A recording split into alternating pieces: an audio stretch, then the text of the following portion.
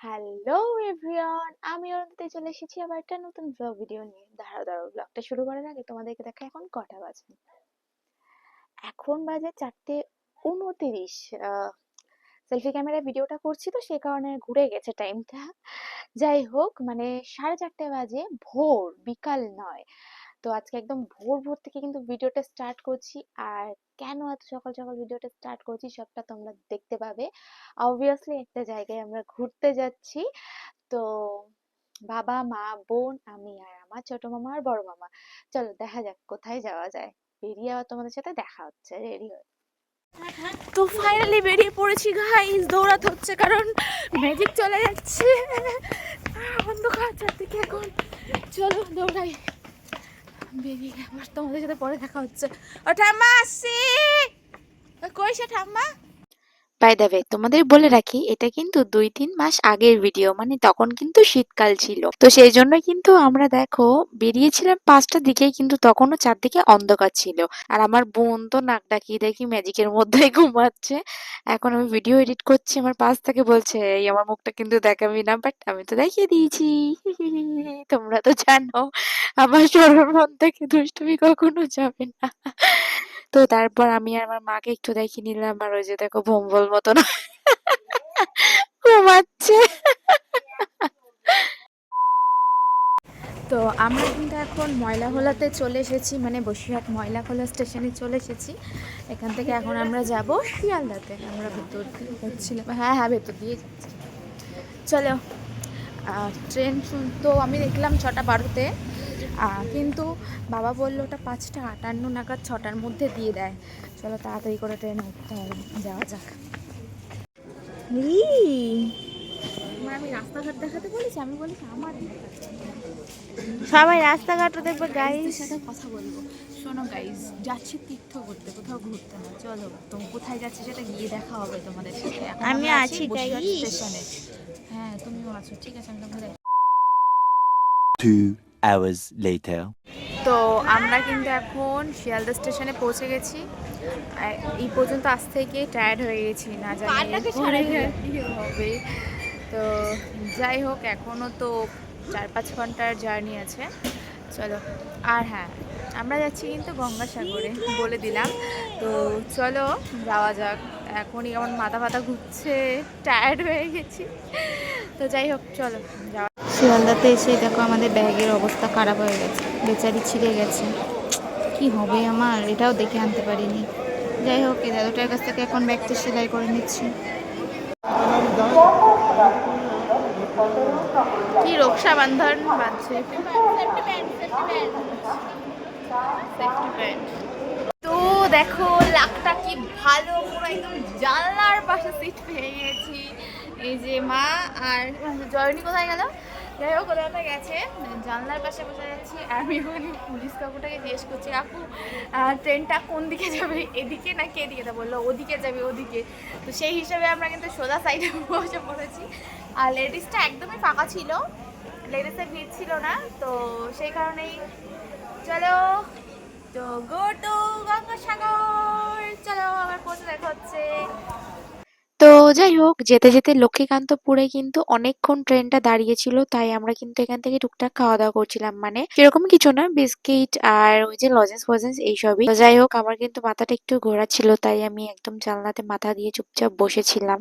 আর দেখতে দেখতে কিন্তু কাকদ্বীপ স্টেশনে পৌঁছেও গেছি। আমরা কিন্তু কাকদ্বীপে নামিনি, কাকদ্বীপ থেকেও যাওয়া যেত, কিন্তু আমরা কিন্তু নামখানা হয়ে যাব, কারণ ম্যাক্সিমাম লোক এই কাকদ্বীপ স্টেশনেই নেমে গেছিল। আর ভিড় হবে ভেবেই আমরা এখান থেকে যাইনি, আমরা নামখানা হয়ে গিয়েছিলাম। আর নামখানা স্টেশন পৌঁছেই কিন্তু আমরা একটু হালকা খাওয়া দাওয়া করে নিচ্ছিলাম। এটাকে লাঞ্চ বলবো নাকি ব্রেকফাস্ট বলবো জানি না, কারণ সারাদিন পর এই যে এখনই কিন্তু আমরা খাওয়া দাওয়া করছিলাম। হাই মামা। হাই।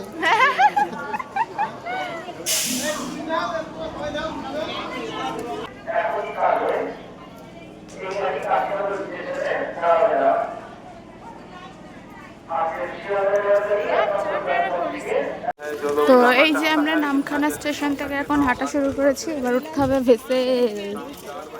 তো এখানেই তো দেখো প্রচুর ভিড়, কিন্তু জানি না ওখানে কতটা ভিড় হবে। আমার বাবা কিন্তু সব থেকে বেশি কষ্ট করছে, দেখো কত বড় ব্যাগটা নিয়ে, তাও আবার আগে আগে হেঁটে যাচ্ছে। গাইস, আজকে যা রৌদ্র খাচ্ছি তাতে আগামী 10 বছর হবে ট্যান আর উঠবে না। কি প্রচণ্ড রৌদ্র আর কি যে গরম, কিছু বলার নেই। বাপরে বাপ। চলো, এখনো পৌঁছায়নি, এই 15-20 মিনিট হয়ে গেছে হাঁটছি শুধু এই রৌদ্রের মধ্যে। সূর্য মামা দেখো কিরমভাবে জ্বলছে, আশ্চর্য রকম গরম।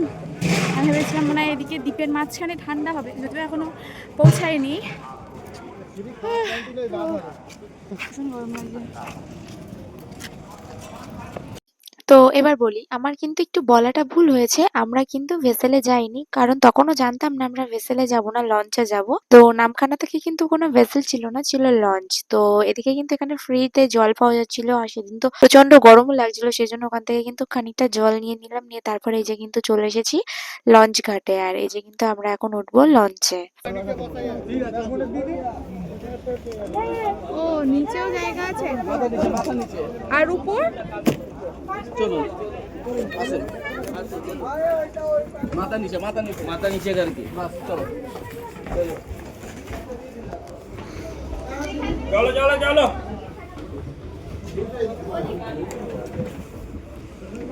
তো তারপর কিন্তু লঞ্চ ঘাট থেকে লঞ্চটা ছেড়ে দিয়েছে, আর আমরা কিন্তু এখন যাচ্ছি গঙ্গাসাগরের উদ্দেশ্যে। আর এই যে দেখো জলটা কি দারুণ ছিল, মানে আমি তো সারা রাস্তা প্রায় ওখান থেকে 1.5 ঘন্টা 2 ঘন্টার পথ নদী পথে। তো আমি কিন্তু প্রায় সেই 1.5 ঘন্টা 2 ঘন্টা দাঁড়িয়ে থেকে এই ভিউটা উপভোগ করতে করতে গেছি। আমার তো ভীষণ ভালো লেগেছে। আর তারপর আমি এখানে স্লো মোশনে ভিডিওটা অন করেছিলাম, আর বকগুলো যে এত সুন্দর করে উঠছিল আর এত সুন্দর লাগছিল কি বলবো, এটা ফোন থেকে যতটা না ভালো লাগছে, সামনে থেকে দেখতে কিন্তু আরো বেশি ভালো লাগছিল।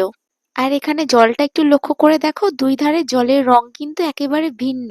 মা ঠাকুমাদের কাছে গল্প শুনেছিলাম গঙ্গা যমুনা জল নাকি একসাথে বয়ে যায়, কিন্তু কেউ কারোর সাথে মেশে না। আর সেটা সামনে থেকে দেখতে আজকে যে কতটা ভালো লাগছিল তো কি বলবো। আর এখানে দেখো জলের স্রোতটা এতটাই বেশি, আর জলটা ছিটিয়ে ছিটিয়ে এসে পুরো আমার সোয়েটার জ্যাকেট সব ভর্তি হয়ে গেছে। তারপরে কিন্তু সুন্দর ভিউ দেখতে দেখতে আমরা কিন্তু এখন গঙ্গাসাগর ঘাটে পৌঁছে গেছি। আর এবার কিন্তু আমরা লঞ্চ থেকে নেমে পড়বো।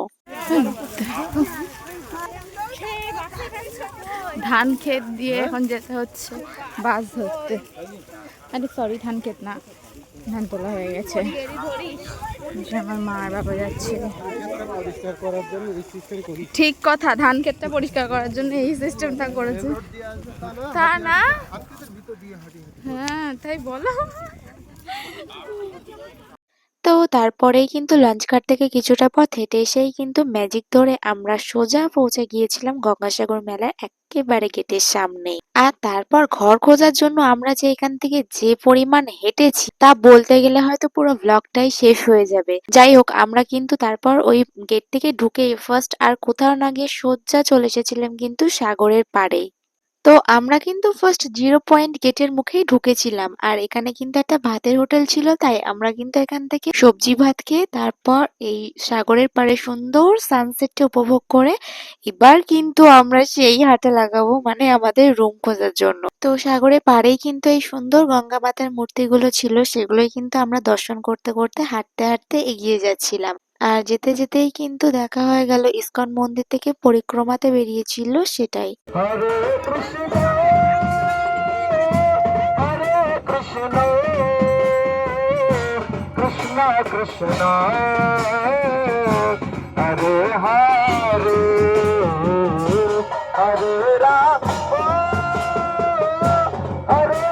ঠাকুমাটা দেখেছো তো কি সুন্দর হরিনামের তালে নৃত্য করছে, বয়সটা কিন্তু শুধুমাত্র একটা সংখ্যা মাত্র। তো যাই হোক, চলো দেখো আমরা কিন্তু তারপর হাঁটতে হাঁটতে মানে পুরো 0 পয়েন্ট থেকে শুরু করে 5 নাম্বার গেটের মুখে কিন্তু আমাদের ঘরটা ছিল। আর এখানে কিন্তু কোনো ওইরকম ভাবে পাকা কোনো ঘর পাওয়া যায় না। এখানে এই যে কি পাতা, হোগলা পাতা নাকি কিছু একটা পাতার নাম, সেই পাতা দিয়ে কিন্তু ঘর তৈরি করা, সেই ঘরের মধ্যেই থাকতে হবে। আর তখন কিন্তু খুব পরিমাণে শীত, আর ওই ঘরের মধ্যে থাকতে কিন্তু বেশ কষ্টই হয়েছিল। তবে মাথার উপরে ছাদটা তো পেয়েছিলাম, অনেক মানুষ তো সেটাও পায়নি। তো যাই হোক, তারপর কিন্তু আমরা ওখানে ব্যাগ রেখে ছোট মামা আর বড় মামার সাথে আমি বেরিয়ে পড়েছিলাম একটু বাইরে ঘুরতে, আর ওরা সবাই গিয়ে বসে পড়েছিল কারণ ওরা টায়ার্ড হয়ে গেছিল। তো যাই হোক, যেতে যেতে দেখি এখানে আরো একটা সুন্দর দৃশ্য চোখে পড়ে গেল।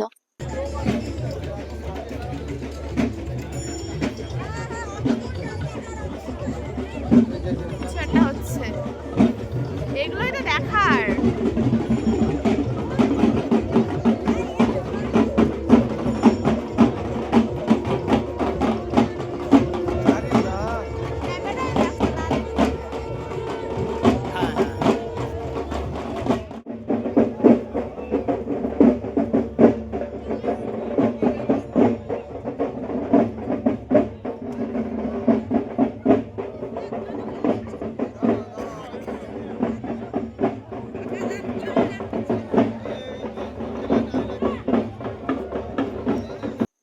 তো আমরা কিন্তু বেরিয়েছিলাম কপিল মুনির আশ্রমটাই দর্শন করব বলে, কারণ রাত্রেবেলা দেখো লাইট দিয়ে কি সুন্দরভাবে সাজিয়েছে, আর দিনের বেলা তো এত পরিমাণ ভিড় হচ্ছে এখানে পা ফেলারই জায়গা থাকছিল না। তো সেই জন্যই আমরা কিন্তু রাত্রেবেলা মন্দির দর্শন করব বলেই বেরিয়েছিলাম। আর তারপর তোমাদের সাথে এখানে একটা সুন্দর জিনিস শেয়ার করছি, দেখো লাইভ এখানে কিন্তু আরতি হচ্ছিল।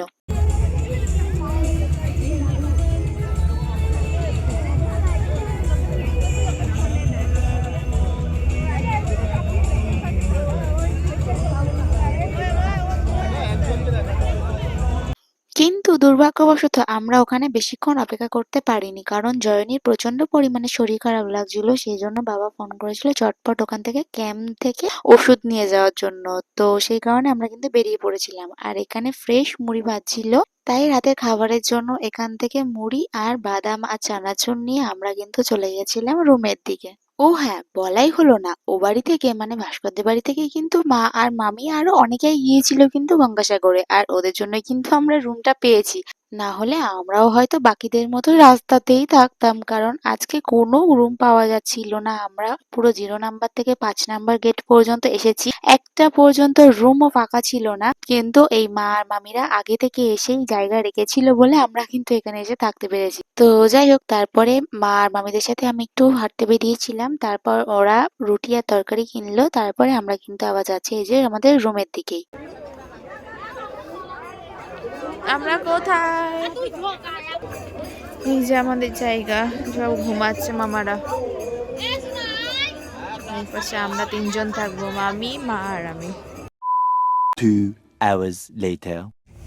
শোনো, এখন বাজে রাত 2টো, ঠিক আছে? সবাই নাক ডাকাচ্ছে, শুধু শোনো।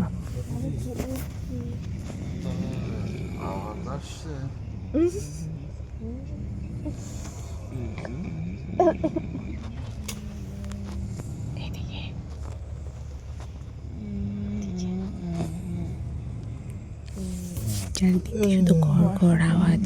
আমি জোরে কথা বলতে পারছি না কারণ সবাই ঘুমাচ্ছে, তাই আমি চুরি করে ভিডিও করেছি। সবাই নাক ডাকাচ্ছে।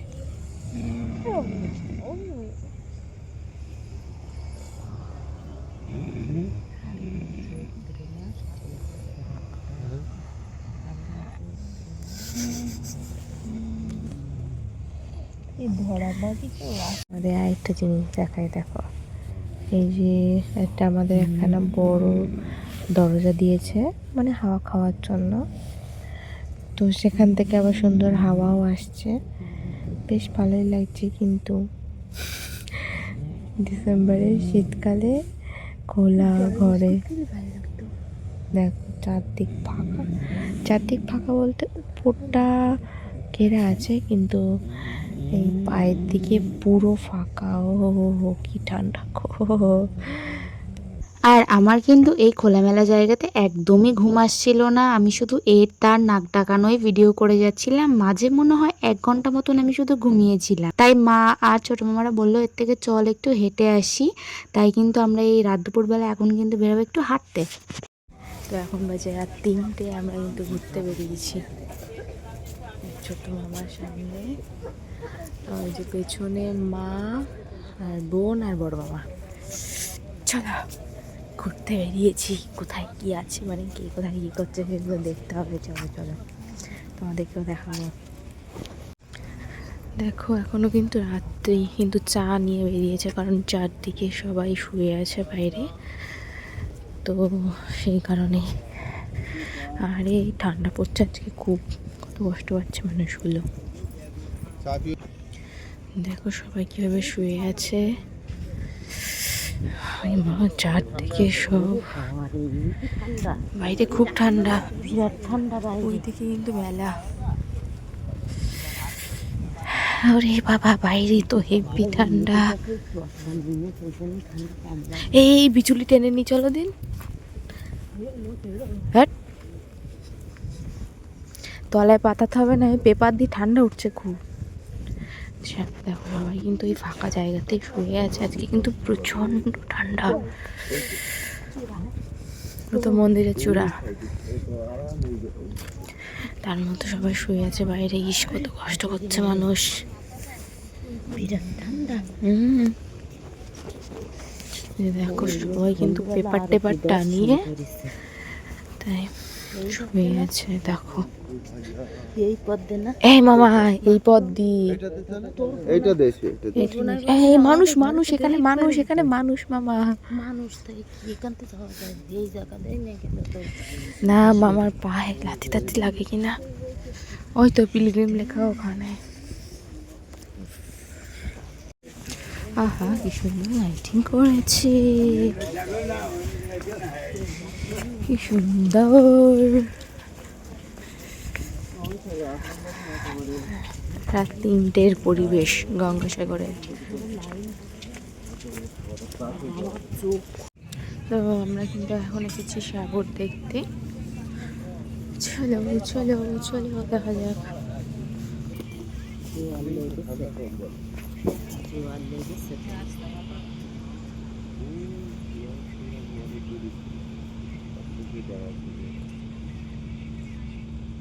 তারপর কিন্তু সাগরের পাড়ে সুন্দর ঠান্ডা হাওয়া দিচ্ছিল, আর এই কিন্তু একটা পুরো কড়া করে লেখা আছে, খেতে কিন্তু দারুণ লাগছিল। 5 নাম্বার আর 6 নাম্বার গেটের পাশে একটা সুন্দর দেখো নার্সারি।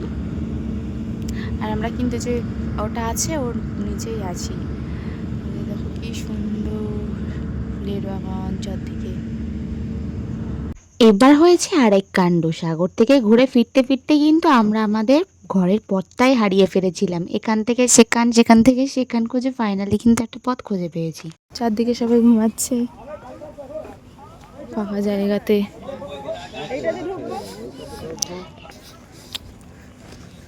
তো ফাইনালি একটা পথ পেয়ে গেছি, এখান দিয়ে যাওয়া যাবে।